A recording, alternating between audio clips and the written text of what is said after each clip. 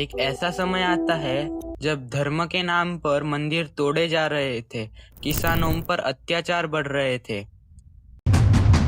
फिर जन्म होता है शिवाजी महाराज का, जो मुगलों के लिए एक समस्या बनते हैं। जो मुगल मराठाओं को सिर्फ एक कमजोर समझते थे, वो भी उनसे डरने लगते हैं।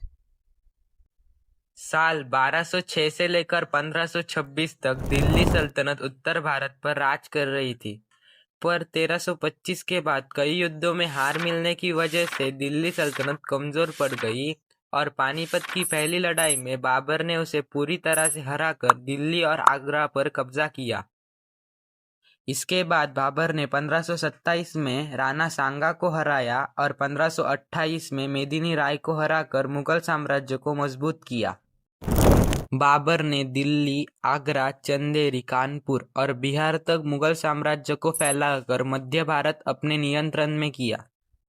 बाबर की मृत्यु 1530 को हुई। उसके बाद बाबर का पुत्र हुमायूं गद्दी पर बैठा, लेकिन शुरुआत से ही कई कठिनाइयों का सामना करना पड़ा और 1540 में शेर शाह ने हुमायूं को हराया। फिर भी 1555 में हुमायूं पूरी ताकत के साथ लड़कर दिल्ली की गद्दी वापस पाली। हुमायूं, अकबर, जहांगीर, शाहजहां और औरंगजेब, इन राजाओं ने मुगल साम्राज्य पर राज किया। इसी बीच 19 फरवरी 1630 को पुणे के शिवनेरी किले पर राजमाता जिजाऊ के पुत्र का जन्म होता है।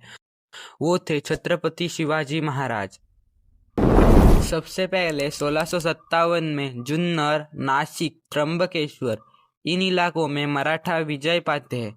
ये मुगल मराठा संघर्ष की असली शुरुआत थी।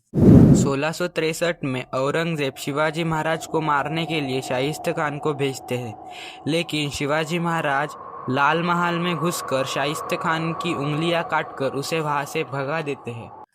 1664 में मुगलों के सबसे अमीर शहर सूरत पर हमला करके मराठा वहां भी विजय पाते हैं। फिर 1666 में औरंगजेब शिवाजी महाराज को आगरा बुलाता है और उन्हें नजरबंद कर लेता है। फिर भी चतुराई से शिवाजी महाराज वहां से भी भाग जाते हैं।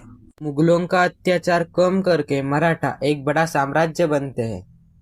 मराठा और मुगल युद्ध कई सालों तक चलता है।